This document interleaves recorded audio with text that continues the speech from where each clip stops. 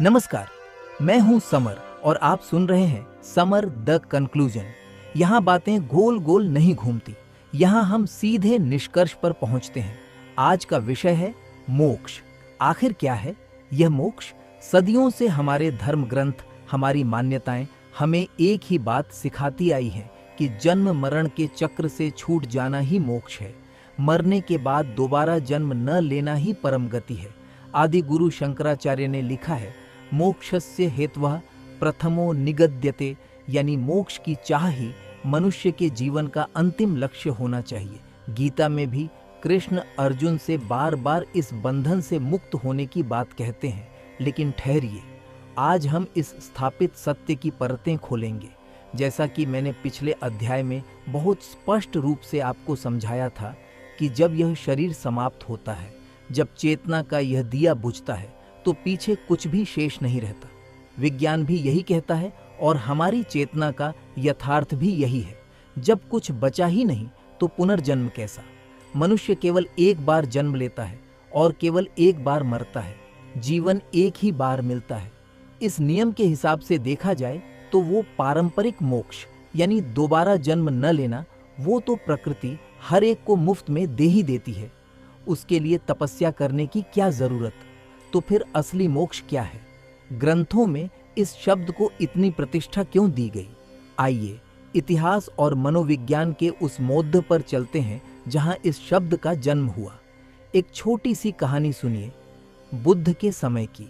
एक भिक्षु ने बुद्ध से पूछा कि भगवान, लोग संसार से इतना भागना क्यों चाहते हैं? बुद्ध ने उत्तर दिया, क्योंकि संसार जल रहा है। सोचिए, वह समय कैसा रहा होगा जब समाज में अराजकता, व्यभिचार, अन्याय और पाप अपने चरम पर थे। आम इंसान का जीना दूभर हो चुका था। लोग जिंदगी की तकलीफों से इस कदर टूट चुके थे कि वे जीने की बजाय मरना बेहतर समझते थे। वे त्रस्त होकर ईश्वर से प्रार्थना करते थे, हे प्रभु, बस अब दोबारा इस नरक जैसी दुनिया में जन्म मत देना। उस समय के जो परम बुद्धिजीवी थे, जो महापुरुष थे, उन्होंने समाज को बिखरने से बचाने के लिए एक मनोवैज्ञानिक तरकीब निकाली। उन्होंने देखा कि लोग कानून से नहीं डर रहे, राजा से नहीं डर रहे, तो उन्होंने लालच और भय का एक नया सिद्धांत दिया। उन्होंने कहा, यदि तुम सत्कर्म करोगे, समाज का भला करोगे, तो तुम्हें मोक्ष मिलेगा। तुम इस दुखों के संसार में दोबारा कभी लौटकर नहीं आओगे। यह एक पवित्र लालच था, ताकि लोग मोक्ष के लालच में ही सही, कम से कम पाप करना छोड़ दें, अन्याय करना छोड़ दें। इसीलिए उस समय के तमाम ग्रंथों में मोक्ष को एक परम पुरस्कार की तरह स्थापित किया गया। वास्तव में मोक्ष कोई जगह नहीं है जहां आत्मा जाकर बैठ जाती है। मोक्ष तो एक विशेषण यानी एडजेक्टिव है जो समाज द्वारा किसी व्यक्ति को उसके कर्मों के लिए उसकी मृत्यु के बाद दिया जाता है। तो फिर आज के इस आधुनिक तार्किक युग में 21वीं सदी में मोक्ष की सही परिभाषा क्या होनी चाहिए? समर का निष्कर्ष क्या है? मेरे दृष्टिकोण में मोक्ष जीवन से भागने का नाम नहीं है।